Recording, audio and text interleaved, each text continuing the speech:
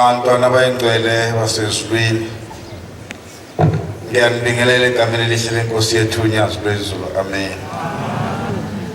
Lona onibingelelayo umvangeli uSibiya wasePitoli, ngokuzalwa iseyintabeni zaseShowe eJudiya, ngaliphosa itshe lifike. Amen. Bantwana abayingcwele, sibonga umusa kaJehova akade siphe wona emzini oyingcwele wasethemba lethu. Ngeke sikhohle ubumnandi esibe nabo emzini omkhulu wasethemba lethu esiphiwe inkosi uNyazi lwezulu. Amen. Bekumnandi ngathi beqala ukuba semhlanganweni, angaze ngubona umhlangano omnandi ngaleya ndlela. Angazi noma kwenza ukuthi mhlawumbe ngangikhululeke kakhulu yini ngithi ngikwethu, phela kwethu la ethemba lethu ilapho uNkulunkulu wasithatha wasifihla khona ey'nsukwini zobunzima esasibhekene nazo. Kodwa ke bayingcwele angikho lapho, sikujabuleni nje ukuthi siyajabula kakhulu uNkulunkulu ube nathi wasipha ubumnandi obuvela ezulwini. Ngiyacela-ke bayingcwele ukuthi ngilibingelele ngesihlabelelo sika 162. Amen. Amen.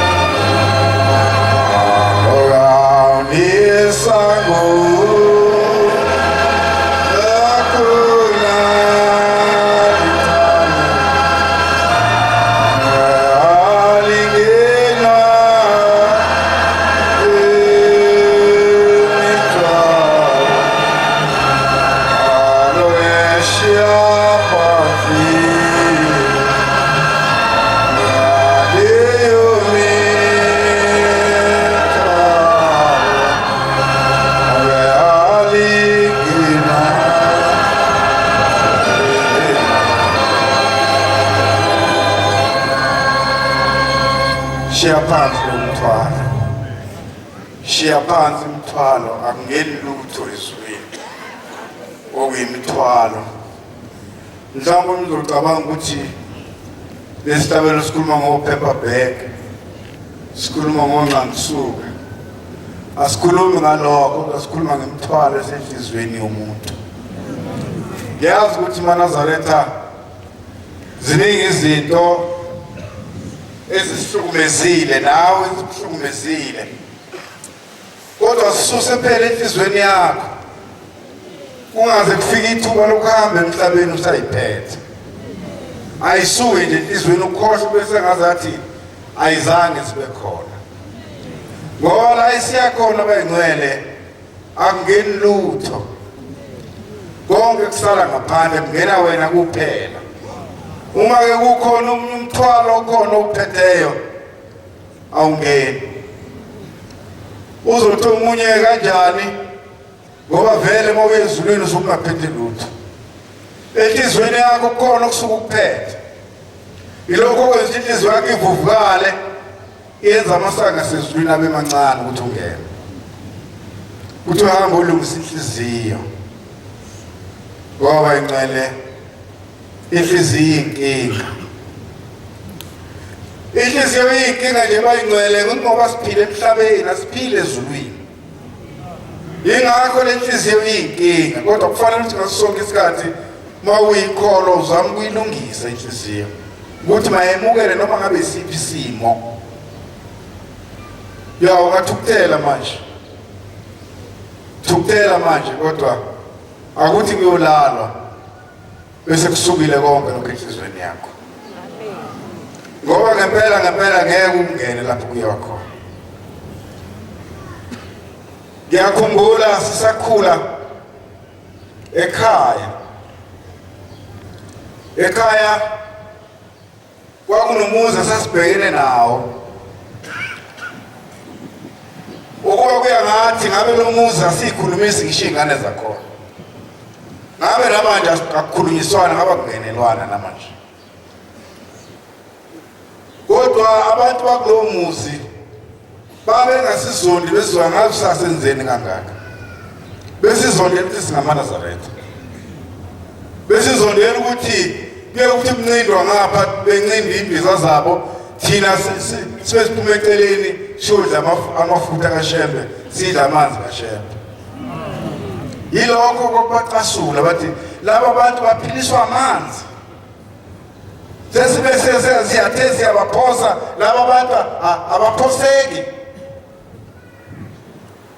Ngiyakhumbula ngelinye ilanga kwakunomunye ubaba waNgobese noma ngangasazi isikhundla sakhe esontweni ukuthi wayeyini kodwa kwakubaba ngihloniphekile ngoba nami ngangisemncane ngaleso sikhathi ngo-1965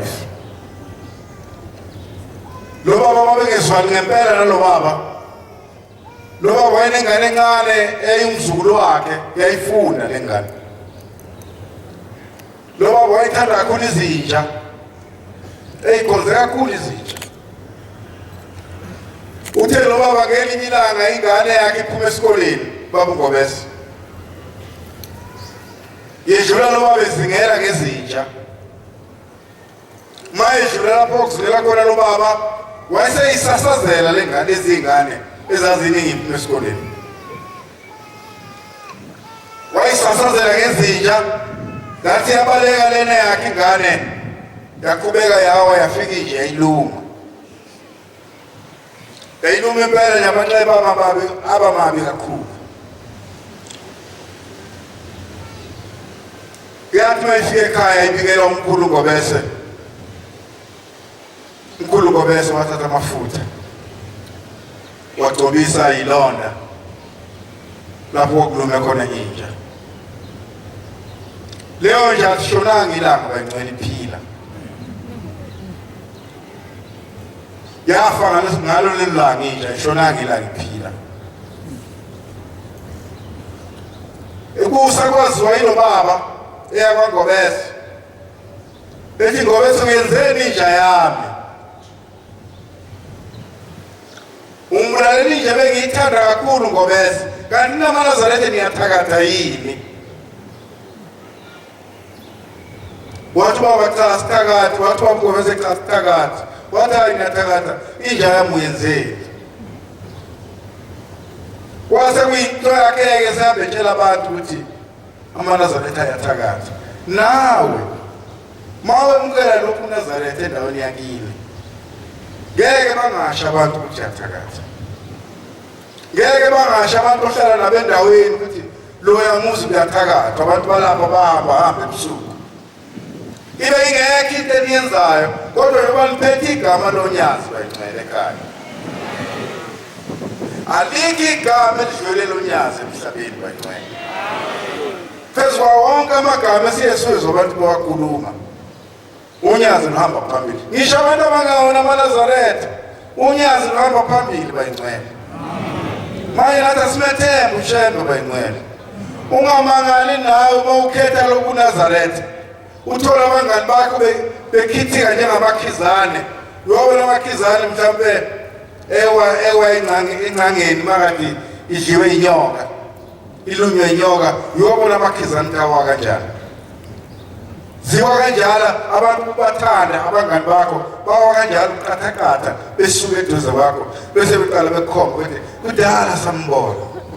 kudala sambona ukuthi simsola ukuthi vele lo uyahamba ebusuku masilele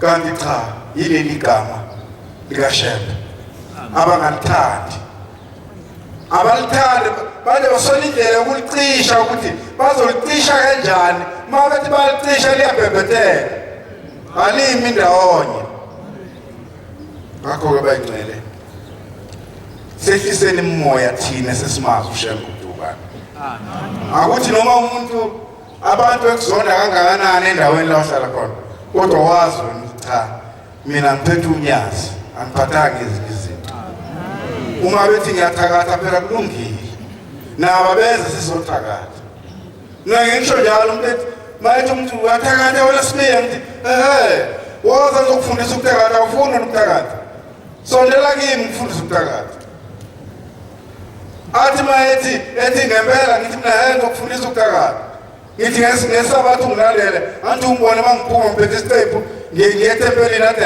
ngithi ungilalele sambe uyokufundisa ukuthakatha ilokho kwathi ngisasebenza ePitoli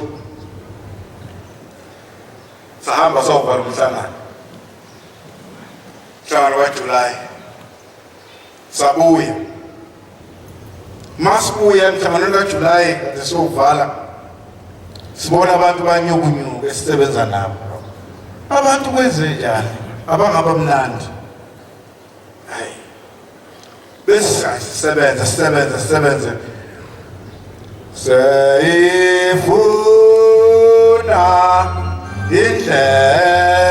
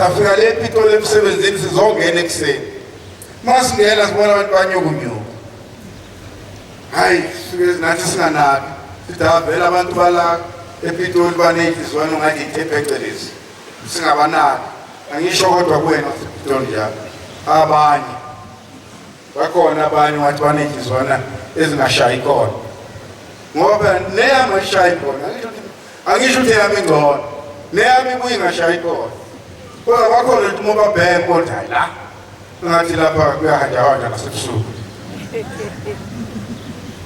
hawu sisebenza mthemini ngelunch sihleli nje siqaqele etafuleni obaba amadoda sihleli kuyadliwa hawu uyabuza omnye umama wesibiya benibuyaphi njengoba nifike ekuseni ngithi hayi besibuya eThekwini beniyokwenza nto hayi besovala umhlangano kaJulayi benovala umhlangano kaJulayi beningathi beningayile enyangeni yenu beningayile ukothwala kanti hawu besiyothwala uthi lalela-ke sibili ngoba mhlawumbe umangela ukuthi yini laba ngikubuza kanjani. Besihlanganisile la ukuthi njengoba nihamba neThekwini kufanele nithi manibuya siyoma lapha esanga ningangeni la sishaya itoyitoyi ukuthi asisanifuni la ekhaya ngoba selokwafika Sibiya la ekhaya la emsebenzini wafika wafundisa ubaba uMngadi ukuthakatha ngoba nawe uyathakatha.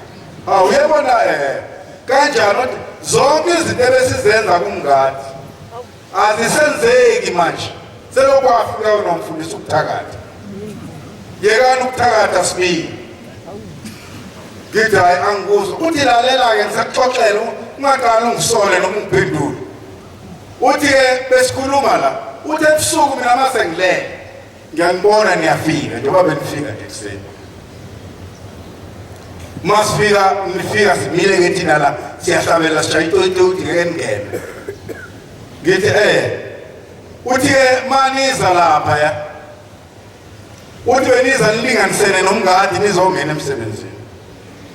Uthi kuyasethusa kakhulu kunina ukuthi singasondeli emaceleni benivutha umlilo nobabili manihamba nje nivutha umlilo. Uthi saqala sabuzana so laba bantu sobathinta kanjani uma bevutha umlilo kanje. Uthi wayesethi omunye hayi engathi babuye enyangeni yabo kade besenyangeni yabo beyothwala na yingakho singeke sikwazi ukubathinta. Ngase ngithi mina kulo umama uShembe sihamba kuyena thina nawe uma ufuna ukuvutha njengathi asabe ukhona na uzokwazi ukuba namalangabi njengathi. Eyisho ukuthi bayingcwele awukwazi ukungathakathi uma ukhetha uShembe. Kungakwethusi futhi lokho ukuthi why kuthiwe ngiyathakatha ingoba unobungcwele. Phela uShembe ungcwele abukho ungcwele okudlula uShembe bayingcwele. Ingakho nowathi uShembe nathi singcwele ngoba yena ungcwele. Le ngubo esiyigqokile iyona yenza ukuthi sibe ngcwele.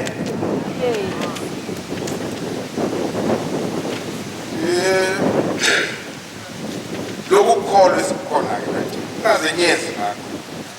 Noma ngabe uyabona ukuthi udonsa kanzima kangakanani empilweni bambelela ngazo zombili zabalaze nangamadolo ngakho konke nakho uma ngabe kuyalumeka phansi ulume nangamazinyo ubambe lokhu kungaphunyuki bayingcwele.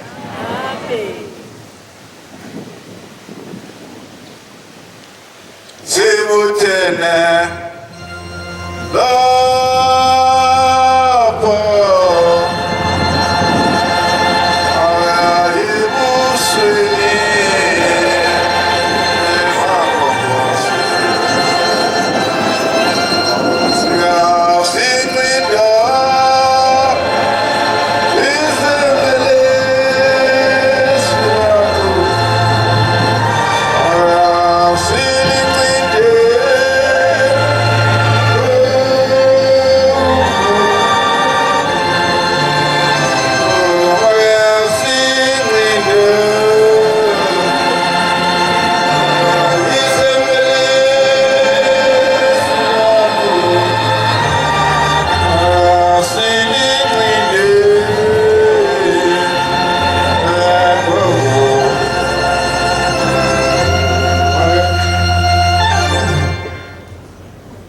ngisakhula ekhaya khuluma ngoShembe nje ngikhuluma mhlawumbe ngekithi noma ngabangani bami kodwa ngikhuluma ngoShembe enza imisebenzi ekhaya kithi.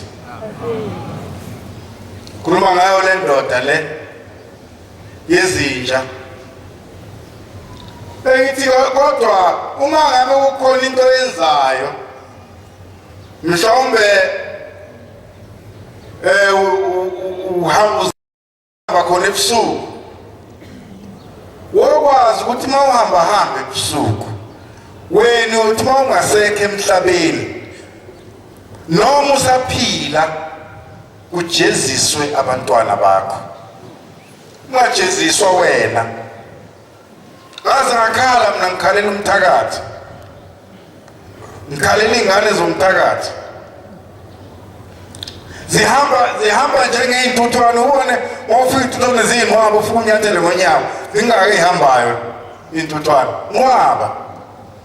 Naye iy'ngane zakhe zazihamba kanjalo. Ngithi uma ngiyakhuluma bathi abantu hayi anti imisebenzi yakhe. Ngithi pho iy'ngane zenzani iy'ngane ngoba zange zenze lutho? Uyena obenza. Base beqala abantu bengikhumbuza ngeBhayibheli ukuthi kanti iBhayibheli lithini? Lithini kanti iBhayibheli? Lithi uNkulunkulu ushayaphindelela kwabamzondayo. Uma uzonda umuntu uzonda uNkulunkulu ngoba uNkulunkulu uyisiqu somuntu. Uma uzonda umuntu uzonda uNkulunkulu uqobo lwakhe. Uthi ngishaya ngiphindelela ezizukulwane sesithathu nakwesesine kwabangizondayo. Manje uyakuyeka nje wena kususe nje ubuhlungu wena kakhulu akuyeke nje ashaye eceleni ashaye ngapha nangapha. Okubuhlungu ngoba lo baba usanda ukuhamba nje emhlabeni. Ngakanani mina mangengaka?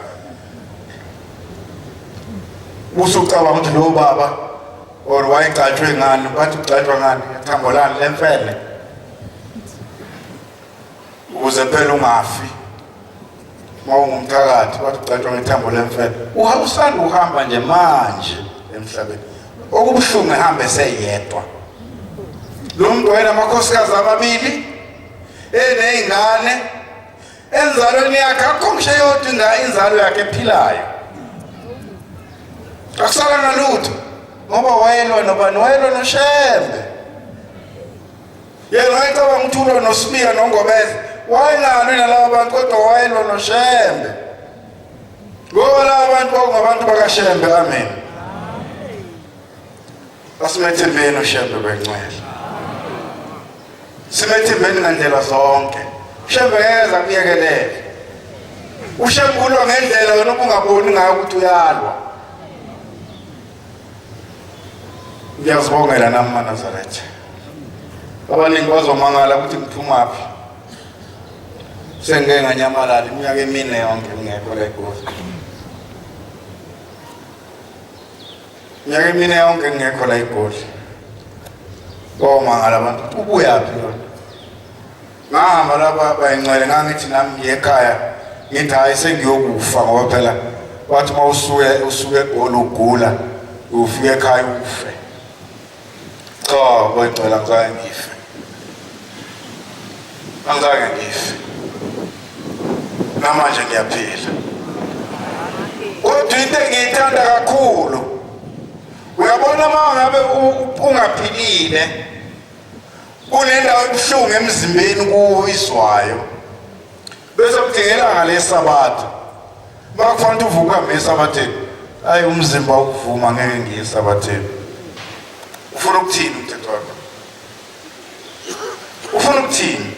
Khona yini enye indawo oyithembile ukuthi izokusiza ekuguleni kwakho? Ngoba siza la etempelini size esibhedlela. Size esibhedlela sikaShembe la esizokwelashwa khona.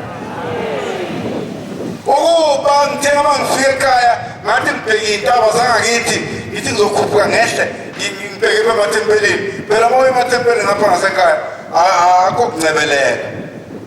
Akho kuncebeleka uyakhuphuka uyehla shone phansi ukhuphuka ungene emahlathini uphume ugudle amaqele ufike esontweni ujule kumanzi de. Ngiyakhumbula ngelinye ilanga ngathi ngiyangena ngathi ngiyafika ethempelini ngelinye ilanga ekuseni lishisa ilanga lila phezulu ngathi ngiyafika ngawa. Ngathi ngacela ingane ngihamba ngathi ngijime lapha ethempelini uyobatshela ukuthi hayi nangu umvangeli wehluleka ukukhuphuka ngapha entabeni ngicela amanzi kuphuze. Ingane ngathi hayi ngiyesaba. Ngiyakutshela ngiyaphi ngangiyesibhedlela. Kwathi kusenjalo kwaqhamuka umuntu wathi kwenzenjani ngathi naye ngizamela amanzi. Wanginikeza amanzi amancane ayengaka ngavele ngaphuza wona amandla abuya ngasukuma ngaqonda khona ethempelini. Okugcina nje bayingcolezanga lalesibhedlela.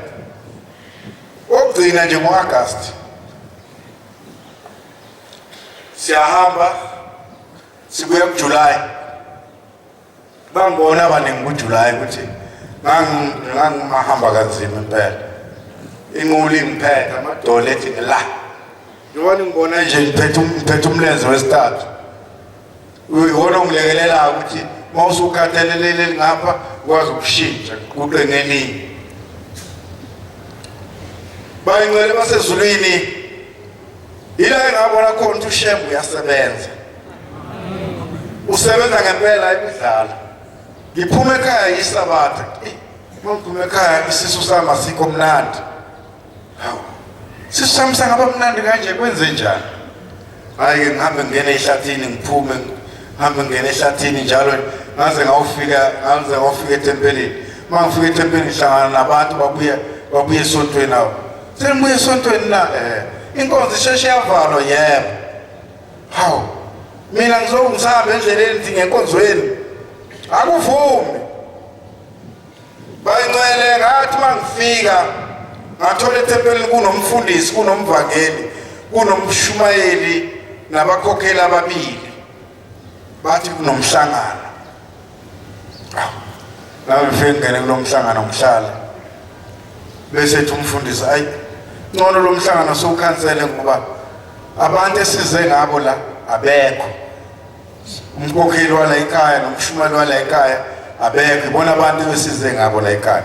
Asifuni ukukhuluma indaba yabo bazothi bisibahleba. Ngcono sowukhansele lo mhlangano kube ngelinye isonto. Bana ngempela ke bese besuma baphume ba. Bese ethi umfundisi lalela ke sibiya wena ngoba vele uyafika. Ngicela ukuthi uhlale ungayindawo. Manje yabona la kunamgcotsho okhona. Kuthi makufika umgcotsho busuye mchazela ukuthi umhlangano besize ngawo owani. Angizwanga lutho umuntu ebeyikhuluma. Umzimba wami lo wawundikindiki ngezwe lutho. Ithi mina ayikulungile mfundisi. Ngihlala. Ngene inkonzo yasemini. Ngihambe ngiyongena etempelini. Ngathi mangifika nje etempelini ngiqeda ukufunda umthandazo. Ngathi ngiyasukuma. Kwathamba yonke into. Kwathamba dolo, kwathamba ngalo. Kwathamba nje yonke into. Ngaye ngahlaba phansi ngovokwami. Ngathi ngiyazabalaza. Hayi khona kwasho ukuthi hayi ngabo. Futhi nami ngabona ukuthi hayi lapho futhi ngiyahamba ke namhlanje. Bese ngimemeza inhlalo sothemba wami sothi ongisangisa bese kubena umshumayeli waleli tempeli. Ngithi mshumayeli ngicela ukuphatha inkonzo sengiyaphuma mina.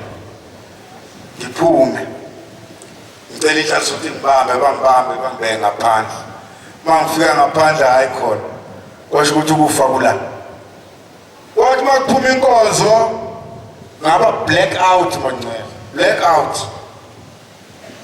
Bangithatha. Bangishonisa esibhedlela.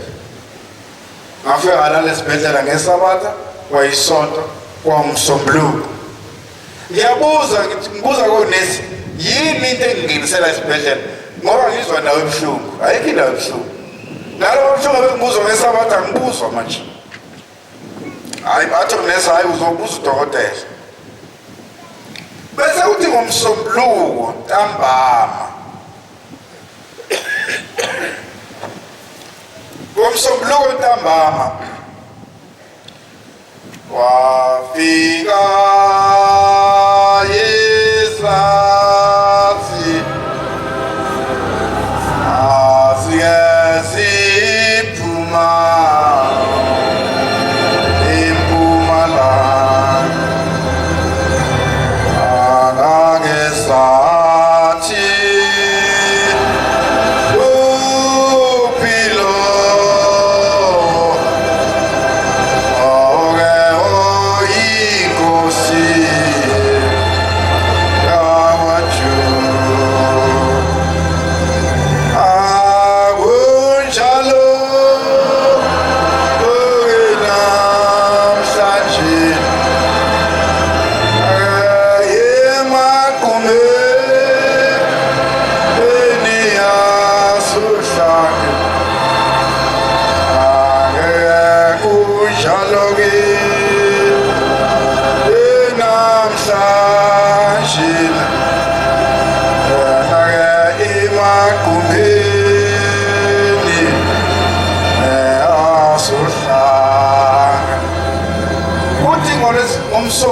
ntambama masi sekulungisela ukulala lapha esibhedlela. Ngiyabonga Ntethelelo. Ngiyabonga Ntethelelo. Ngoba kwangena nina esihlwathini engasithatha ngalesikhathi kwangena Ntethelelo yathi shaye ezansi kombhede. Enye Ntethelelo yayiphethe icansi angazi kwakusho ukuthini lokho. Noma mhlawumbe ucansi ungedlalele ukuthi vele umvangeli mhlawumbe useyahamba. Baguqa ababili baguqa basondela embhedeni lo wayephethe icansi. Kodwa ngaze ngimbone, kodwa manje ngavela manje ngamkhomba ukuthi ngambona. Ebesethi mvangeli sesifikile. Kusho le Ntethelelo. Sesifikile mvangeli. Sizolanda wena. Le ndawo kuyona ikufanele. Sithi hamba ekhaya. Ngempela wathi efika udokotela ekuseni ngoLwesibili wayengidischarge wathi ngihambe ngekhaya. Sithi uShembe ungubani? Ubani uShembe kanti? uShembe uphilisa ngandlela uthumela abantu abehlukahlukene uShembe uma bezokuphilisa. Ngaze ngathi mina hawu kwafika Intethelelo kwenza ukuthi ngangikade ngicabanga ukuthi ngesabatha ledlule sasikade sisenkonzweni yeNtethelelo ihlangene izoshaya uthando lokwakha amapulpiti. Ngathi mina mhlawumbe kwenza lokho ingakho ingenile kodwa ngathi mangiphuma lapho ngaphuma sengiphilile bayingcwele. Ngingcono kakhulu kuleya nto eyayiphethe ukuba angalandela uShembe mhlawumbe angazi ukuthi ngabe nguphi. Manje ayikho enye indawo engabalekela kuyo ngaphandle kwasoNyazini. Nawe bambelela uNyazini. Ungaliyeke. Uthi omunye kimi ngelinye ilanga uthi hawu wesibili la bantu ohleli nabo kule ndawo yini bakuzonda kangaka? Uthi bayangizonda. Uthi hey bakuzonda kabi. Uthi kodwa lo muntu engikhuluma naye uthi ngikutshela ukuthi lalela lapho ungethuki indaba ukuthi bayakuzonda ayisho lutho. Laba abantu laba njengokulapha nje wena bavikelwe uwe kuyo yonke imimoya emibi evunguzayo la emhlabeni kulolu khalo wakhe kulo bavikelwe uwe. Umkhulu mNazaretha. Lawa wakhe khona umkhulu. Ubona ngisho abantu abangakholwa nabantu abangasekho kulo mhlaba bayakubona ukuthi wena umkhulu musu kuzenyeza. Ngathanda ukubukwa. Ngakuthanda ukubukwa ukuthi kubukwe wena. Ngakuthanda lokho. Kodwa uthanda ukuzehlisa ngaso sonke isikhathi. Ube phansi, ube ngathi awazi lutho. Uzenza impela umuntu ongazi lutho. Ungaziphakamisi. Ungazi uyeke isonto uthi hayi ngithe ngiyangena eSandanezwe ngabona bengibuka kabi. Ngeke ngiphinde ngiye khona hayibo. Kanti wena bewuze kubani eSandanezwe? Bewuze kubani? Bewuze kumuntu. Hayi lo mama lo mfika ahlale eduze kwakhe noma lo yababa emhlale eduze kwakhe hayi akangibhekanga kahle kushuthi akafuni ngiphinde ngizosabatha eSandanezwe. Uyawaqeda amathempeli ngoba wena ufuna ukuthandwa ufuna ukuba imali yakithi. Siyabonga bayincela. Sengathi uNkulunkulu angahambela imizi yobaba omkhulu esibhekile. Achithe izitha ngaphakathi kuyo achithe nezifo yonke imoya emibi ekhona ayichithe. Sibe nothando. Kodwa singabi nothando lokuthi ufuna ukubukwa. Cha, ungafuna ukubukwa. Kodwa yiba nalo uthando lokuthi mina ngiyamthanda uSibanibani. Kodwa uma ungabukwa phela ngaye uzulengise lo yamakhelwana owathi esiza abantu omakhelwane bakhe bengenalutho ebaphakele benzela yonke into kwathi mayingane yakhe isisebenza iyalomakhelwane kade sizwa wayeseqala esezonda lona kuthi hawu labantu kade ngibasiza manje abasaceli. Uyakufela lokho, uyakwazi lokho? Ungaceli uyakufela. Hawu labantu abasaceli kimi manje sebehlakaniphile ngoba na ingane yami isiyasebenza. Hawu kanti kade becela la kimi njalo ufulawa noshukela nani bebekucela la. Soqale manje aqale manje athi hayi ngiyamsusa. Hambe inyanga uhambe yonke indawo ehambela ukuthi ngoba usezi ukuzocela. Asiziphatheni kahle bangcwele. Ushembe uzoba ngakuthina ngaso sonke isikhathi. Unyazi ngeke lusiyekelele sidlala izitha. Izitha lokuqhamuka zibe namashoni okusibheka ngoba siyicabanga ukuthi maze izinto zazo thina sisuke sesifile kanti cha sike siphile. Uyazi ukuthi izinto zakho mase akubonanga ukuphuma kwakho ekhaya. Singakubonanga ukuphuma kwakho ekhaya siyesije ukuthi ufile ngaphakathi ekhaya. Siyesije lokho. Sithi hawu njengoba bengenza le nto nje futhi hawu ugeqiwe. Sekulungile. Abesejaba futhi mase kubona ukuphuma kwakho ngakusasa. Kanti lo muntu usaphila. Bengithi uhambile. Lesishayelo 164 sokuyisela inkonzo kumnikazi wayo. Nkosi busele kuzulayo, Nkosi busiswe enikuzwile. Nkosi mayibuse uphawu abangcwele. Amen.